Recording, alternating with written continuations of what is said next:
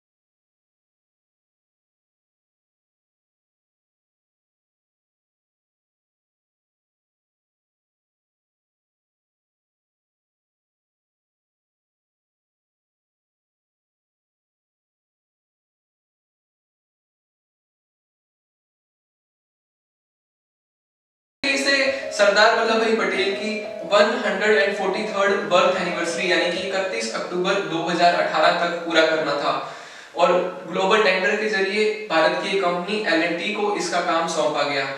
लेकिन दोस्तों, यहाँ कई समस्याएं थी। दोस्तों, इस स्टैचू को बनाने के लिए दो चीजों की जरूरत थी। पहली बेमिसाल इंजीनियरिंग और दूसरा आर्ट। दोस्तों, national prize winner Rampal ji Suthar को इसका काम सौंपा गया। तब उन्होंने अपने दिए हुए एक इंटरव्यू में कहा था कि किसी भी स्टैचू को बनाने के लिए दो लोगों की जरूरत होती है, पहला कल्पना करने वाले की और दूसरा उसे साकार करने वाले की। यहाँ कल्पना है प्रधानमंत्री नरेंद्र मोदी की और हमें उसे साकार करना है। दोस्तों, काम शुरू हुआ और जियोलॉजिकल टीम ने सर्वे करके सबसे पहले ये पता लगाया कि इस जमीन के नीचे जो चट्टान है, क्या वो इतना वजन ले भी पाएगी या नहीं। दोस्तों, 1500 से ज्यादा मजदूरों ने एक सप्ताह दिन रात काम करके 4000 क्यूबिक मीटर जमीन को एकदम सपाट बना दिया। क्योंकि समय बहुत कम था और समय सीमा को आगे नहीं बढ़ाया जा सकता था, इसलिए एक स्पेशल टाइप की सीमेंट कंक्रीट का इस्तेमाल किया गया, जो कि जल्दी सेट होता है। दोस्तों, देश भर से एक मुहिम के तहत किसानों ने अपने लोहे के औजारों को दिया ताकि मजबूत स्टील का निर्माण किया जा सके।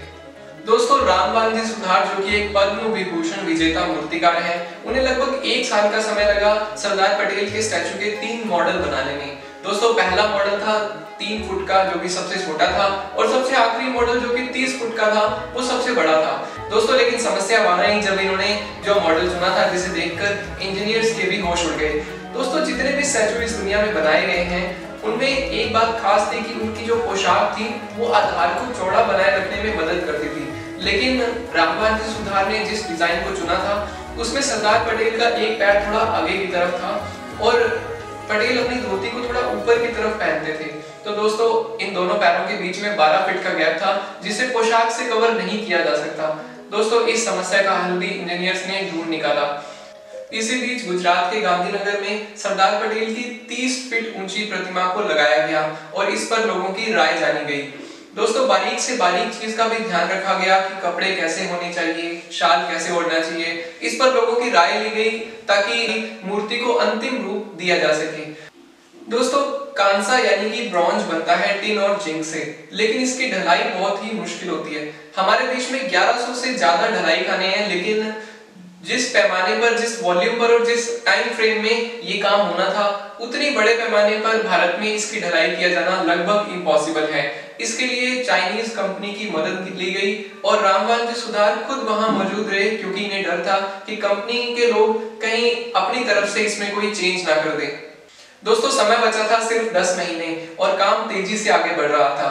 कांसे के 6000 से ज्यादा टुकड़ों को जोड़कर एक पहेली की तरह इस मूर्ति को बनाया जाना था, बिल्कुल वैसे ही जैसे सरदार पटेल ने 500 से ज्यादा प्रिंसली स्टेट को जोड़कर भारत का निर्माण किया था। दोस्तों आखिरकार समय आया 31 अक्टूबर 2018 का, जब सरदार पटेल की 143rd बर्थ एनिवर्सरी पर भारत के प्रधानमंत्री श्री नरेंद्र मोदी ने